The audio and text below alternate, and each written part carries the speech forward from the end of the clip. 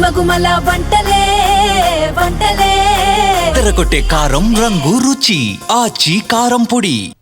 Pakistan వినియోగిస్తున్న China తయారీ JF-17 యుద్ధ విమానాల కోసం రష్యా ఇంజన్లను సరఫరా చేయబోతోందన్న వార్తలు సంచలనంగా మారిన వేళ అదే జరిగితే భారత్కే లాభాలు ఉంటాయని రష్యా రక్షణ రంగ నిపుణులు చెబుతున్నారు. దానివల్ల పాక్ యుద్ధ విమానాలపై భారత్కు అవగాహన కుదురుతుందని వివరిస్తున్నారు. భారత ప్రభుత్వంపై విపక్షాలు విమర్శలు చేయడం సరికాదని వారు చెబుతున్నారు. మరోవైపు ఈ ఒప్పందంపై ఇంకా అధికారిక ప్రకటన రాలేదు. పాక్లోని చైనా తయారీ JF-17 యుద్ధ విమానాల కోసం RD-93 మోడిఫైడ్ వెర్షన్ ఇంజన్లను రష్యా సరఫరా చేయనుందని కేంద్రంపై కాంగ్రెస్ సహా విపక్షాలు దుమ్మెత్తిపోస్తున్న వేళ రష్యన్ రక్షణ రంగ నిపుణుల వ్యాఖ్యలు చర్చనీయాంశమయ్యాయి. భారత ప్రభుత్వంపై విపక్షాలు విమర్శలు చేయడం సమర్థనీయం కాదని వారు తెలిపారు.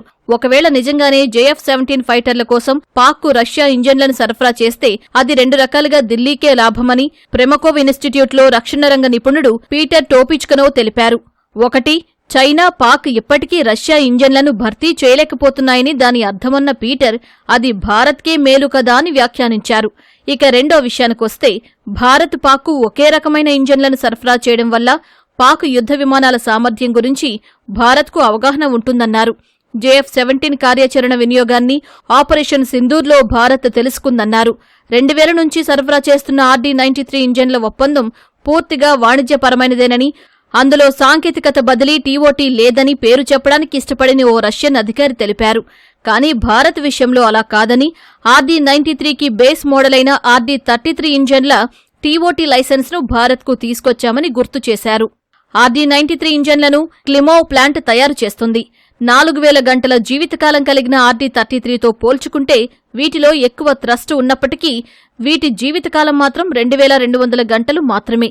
రష్యా, చైనా, పాక్ మధ్య కుదిరిన ఓ ఒప్పందం ప్రకారం 2000 సంవత్సరం నుంచి RD-93 ఇంజన్లను రష్యా సరఫరా చేస్తోంది.